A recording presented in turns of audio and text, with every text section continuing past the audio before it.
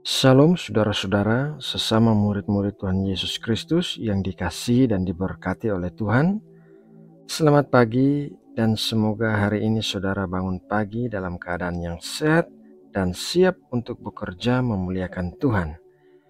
Saudaraku, mari kita berdoa untuk mempersiapkan hati kita sebelum mendengarkan renungan firman Tuhan.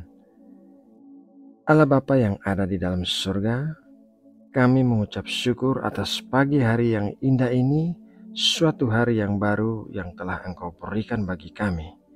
Terima kasih buat kesehatan tubuh dan kekuatan yang baru. Sebentar lagi kami akan memulai Sateduh.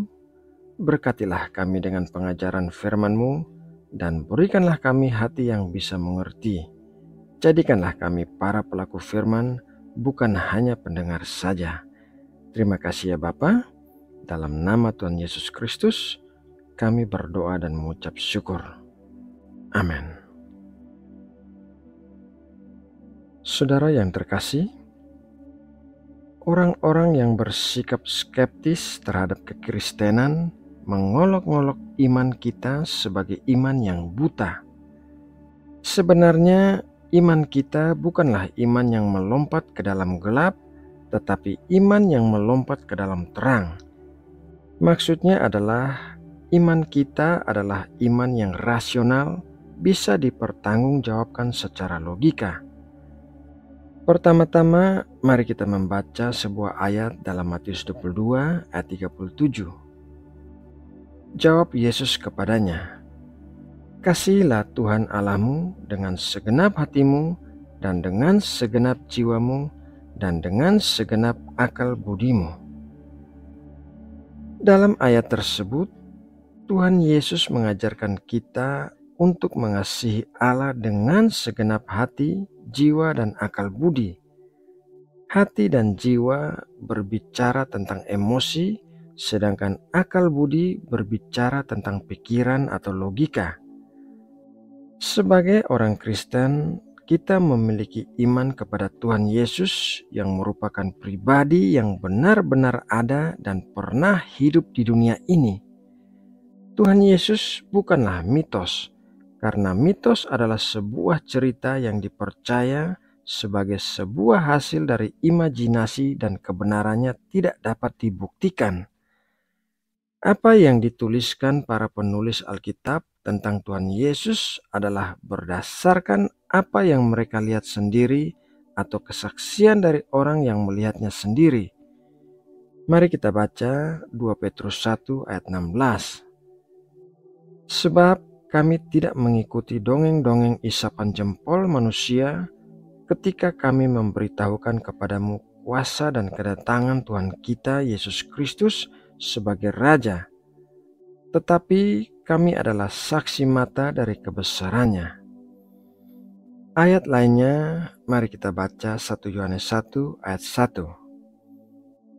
Apa yang telah ada sejak semula, yang telah kami dengar, yang telah kami lihat dengan mata kami, yang telah kami saksikan, dan yang telah kami raba dengan tangan kami tentang firman hidup, itulah yang kami tuliskan kepada kamu. Dr. Lukas juga menuliskan demikian dalam Kisah Para Rasul 10 ayat 39. Dan kami adalah saksi dari segala sesuatu yang diperbuatnya di tanah Yudea maupun di Yerusalem, dan mereka telah membunuh dia dan menggantung dia pada kayu salib. Masih banyak lagi ayat-ayat lainnya yang menegaskan bahwa para penulis Alkitab memiliki pengalaman pribadi sebagai saksi Kristus, dan bukan hanya mereka, tetapi banyak orang pada zaman Tuhan Yesus juga mengakui kebenaran tentang Tuhan Yesus meskipun mereka tidak mau mengakui ketuhanannya. Secara logika, kita bisa membandingkan Tuhan Yesus dengan para tokoh dalam agama lainnya, dan kita bisa menemukan bahwa karakter, integritas, dan pengajaran Tuhan Yesus bisa dipertanggungjawabkan secara logika maupun moral. Tuhan Yesus sendiri mengatakan demikian dalam Yohanes 7 ayat 17. Barang siapa mau melakukan kehendaknya, ia akan tahu entah ajaranku ini berasal dari Allah, entah aku berkata-kata dari diriku sendiri. Gamaliel, seorang tokoh agama yang dihormati pada zaman Tuhan Yesus, juga mengatakan demikian. Kisah Para Rasul 5 ayat 38-39. Karena itu aku berkata kepadamu, janganlah bertindak terhadap orang-orang ini. Biarkanlah mereka, sebab jika maksud dan perbuatan mereka berasal dari manusia, tentu akan lenyap. Tetapi kalau berasal dari Allah, kamu tidak akan dapat melenyapkan orang-orang ini. Mungkin ternyata juga nanti bahwa kamu melawan Allah. Nasihat itu diterima. Tuhan Yesus tidak takut untuk diuji, karena dalam setiap segi ia sempurna dan tidak ada seorang pun yang bisa menemukan kesalahan Tuhan Yesus. Bahkan penemuan-penemuan arkeologi dan ilmu pengetahuan pun mendukung kebenaran Alkitab. Salah satu contohnya adalah orang zaman dulu mengatakan bahwa bumi ini berbentuk datar. Tetapi saat ilmu pengetahuan semakin maju, barulah manusia mengakui bahwa bumi ini ternyata berbentuk bulat. Padahal Alkitab telah menuliskan hal ini ribuan tahun yang lalu dalam Yesaya 40 ayat 22. Dia yang bertahta di atas bulatan bumi, yang penduduknya seperti belalang, dia yang membentengkan langit seperti kain dan memasangnya seperti kemah kediaman. Saudaraku yang terkasih di dalam Kristus, iman kepercayaan kita kepada Tuhan Yesus bukanlah iman yang membabi buta dan asal mempercayai tanpa dasar yang kuat, tetapi iman kepercayaan kita adalah iman yang melompat ke dalam terang dan bisa dipertanggungjawabkan.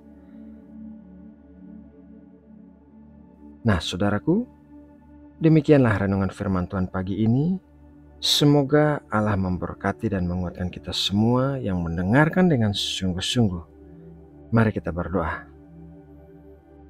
Tuhan Allah kami yang Maha Kuasa, Pencipta langit dan bumi beserta isinya, kami mengucap syukur atas pengajaran firman-Mu yang baru saja kami terima.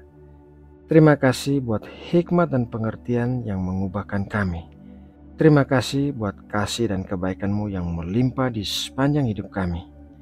Ya Bapa, pagi ini kami membawa seluruh rencana aktivitas kami ke dalam tangan-Mu. Kami berdoa memohon berkat-berkat penyertaan dan perlindungan-Mu bagi kami dan seluruh orang yang kami kasihi di sepanjang hari ini. Dan kiranya tangan-Mu membuat kami berhasil dan beruntung dalam segala sesuatu yang kami lakukan sesuai dengan kehendak-Mu. Terima kasih Bapa. Kami juga berdoa bagi bangsa Indonesia yang kami kasihi. Kiranya terang-Mu menjamah dan menerangi jiwa-jiwa di Indonesia, merangkul orang-orang yang terbuang dan tersisihkan, serta mengubahkan hati mereka untuk bisa menerima keselamatan yang ditawarkan oleh Tuhan Yesus. Kami berdoa bagi keselamatan dan kesejahteraan bangsa kami. Terima kasih ya Bapa, karena kami percaya Engkau pasti mendengar dan menjawab doa-doa kami. Di dalam nama Tuhan Yesus Kristus, kami berdoa dan mengucap syukur. Amin.